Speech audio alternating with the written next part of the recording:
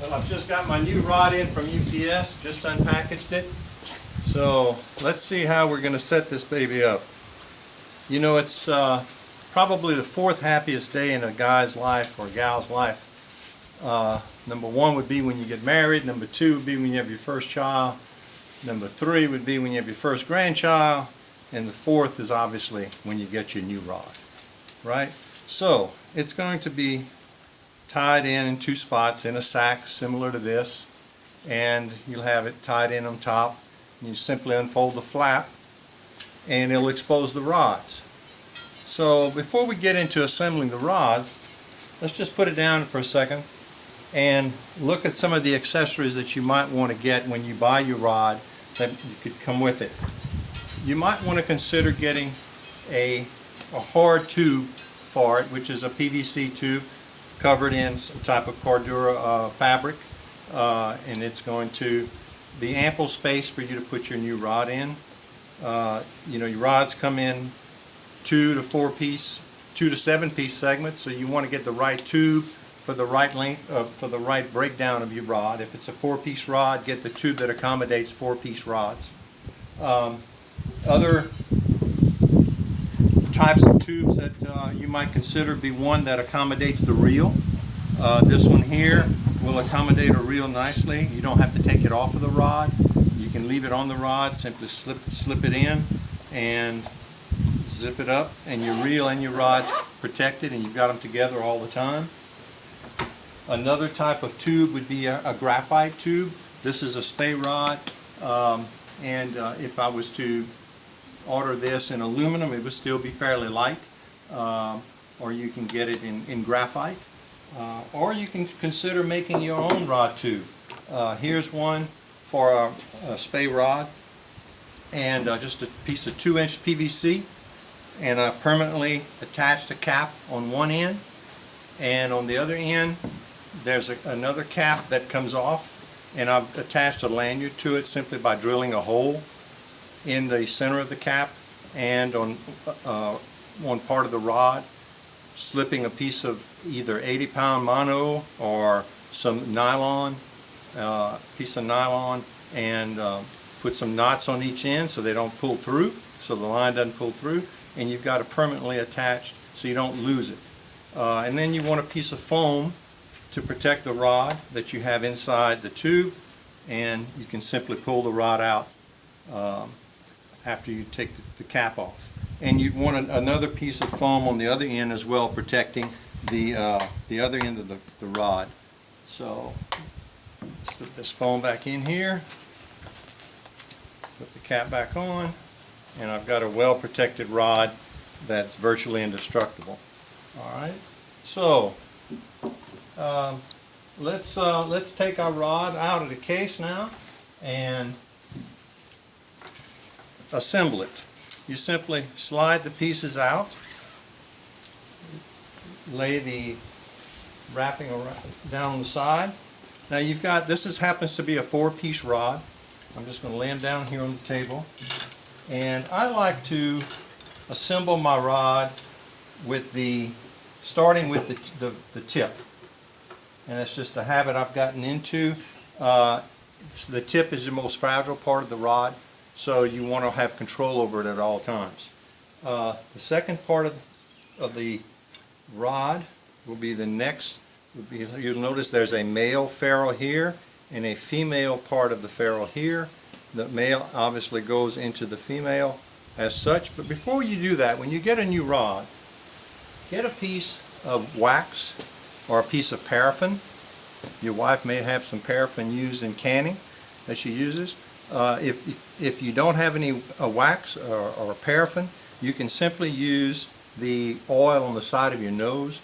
You can take your male part of your ferrule and simply rub it on the side of your nose, and that will work fine. You want to just lubricate that male ferrule all the way around with the paraffin or wax or whatever you're using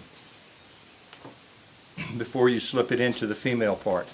Now you'll notice when I slip it in, I'm going to do two things. I'm going to make sure that the guides here and here are not lined up as I slip it in. You want them offset about 90 degrees. And then as you push the male ferrule inside the female ferrule, you want to twist. And you notice my hands are very close together. They're not out here. Okay? You don't want to hold the rod like this and slip it in and or take it apart. You want to hold your rod together very close to the ferrule and slip it in and turn it and line up the guides as you slip it in. Now you'll notice, I'm hoping you can see this, that this rod is marked with two little yellow dots, one on the male part of the ferrule and one on the female part. And what you're wanting to do is simply line up those dots as you twist the rod together. You notice I'm starting off at a 90 where they're not lined up, and then as I slip in I line them up and I simply snug it in. I don't force it in, I just simply snug it in as such. Now I can get the next piece of the rod. Again, I want to put a little piece of paraffin on this male part of the ferrule. Takes very, very little. If you purchase a rod that does not have the little dots to help you line it up, you can simply get a Sharpie or a fine point Sharpie of a different color than the rod. White works great. And simply put the two dots where they line up. Once you line up the guides, you notice my hands are together. I started off, and when you take it apart, you take it off the same way. You twist and pull. Make sure this ferrule or this guide and this guide are offset by 90 degrees.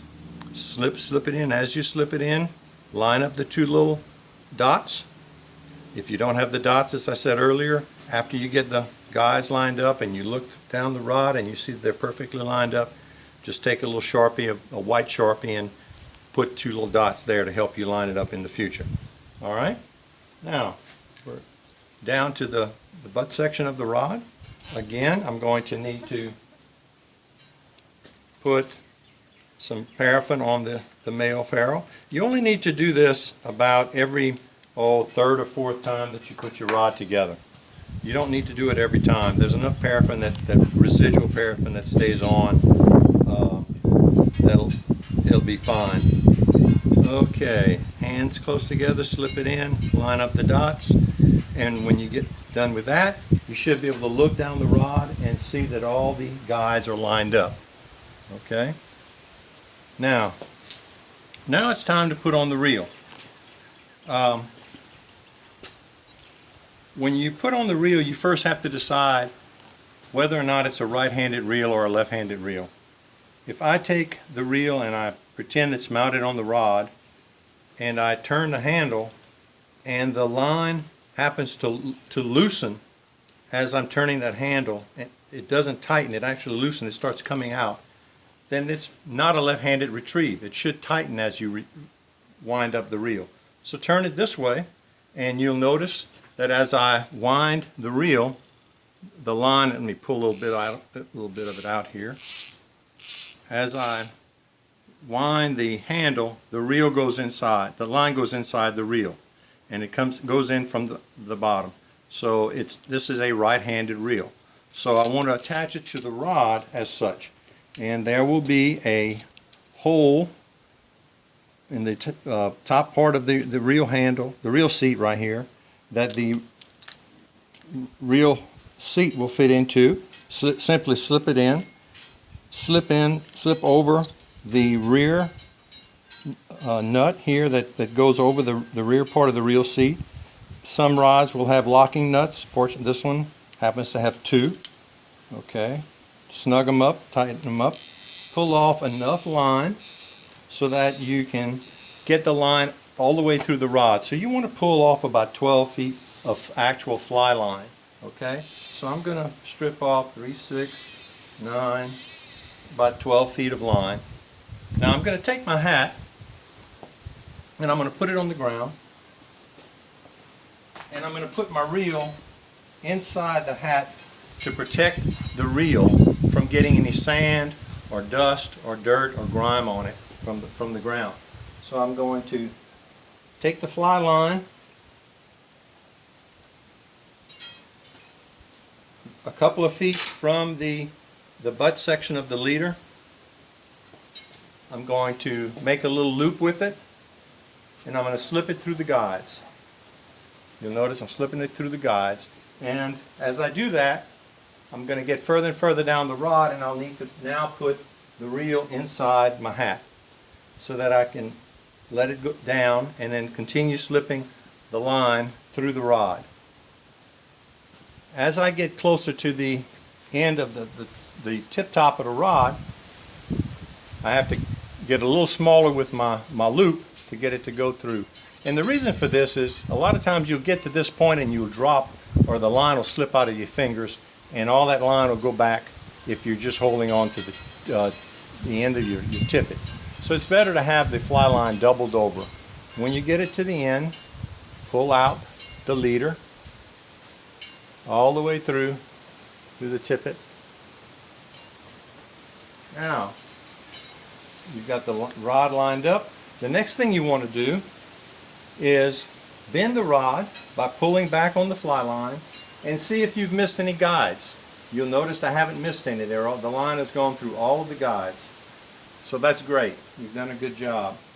And as I reel in, the line comes in. Alright. So the reel was put on properly. It's a right-handed reel, so that takes care of that.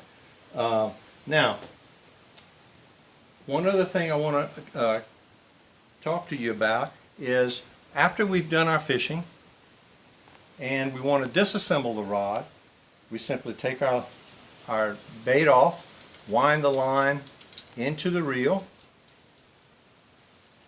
and reverse the process where we unlock the lock nuts,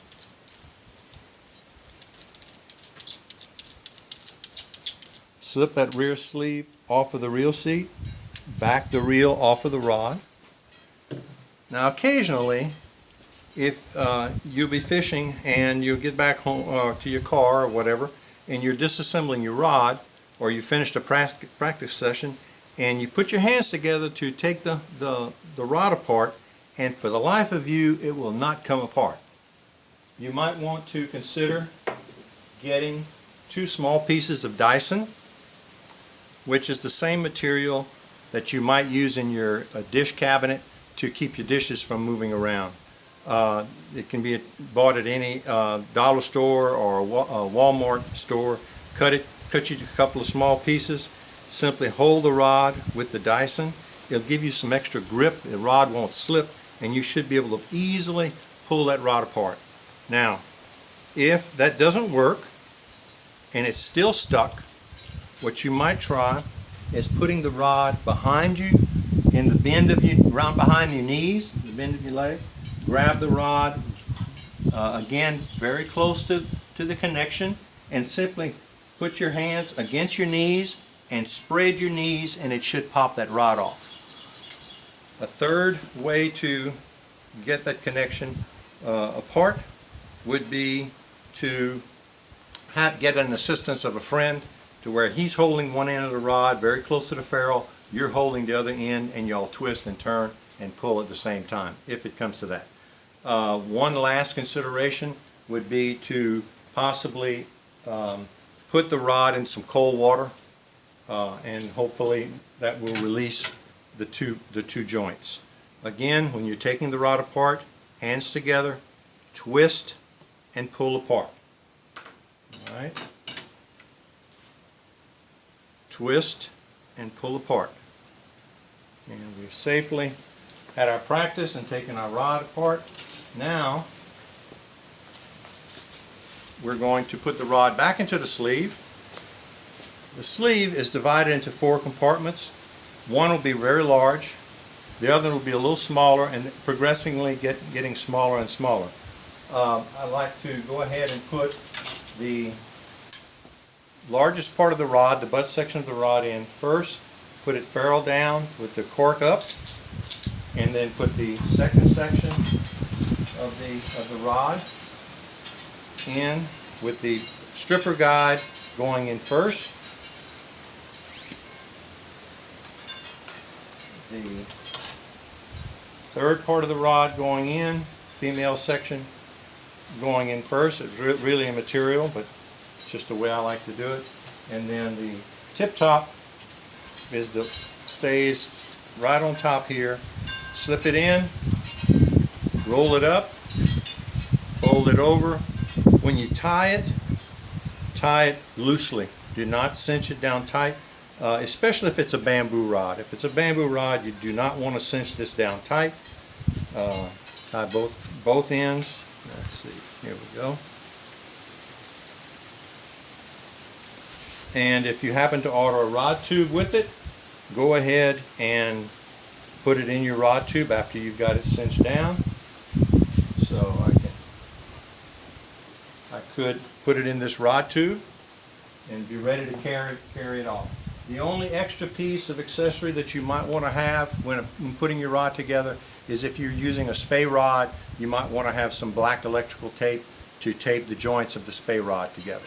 I'm Keith Richard, Master Casting Instructor with Fly Fishers International. Thanks for joining me, and I hope you've gained some insight into better ways to put your rod together and take it apart. Thank you. Have a great day.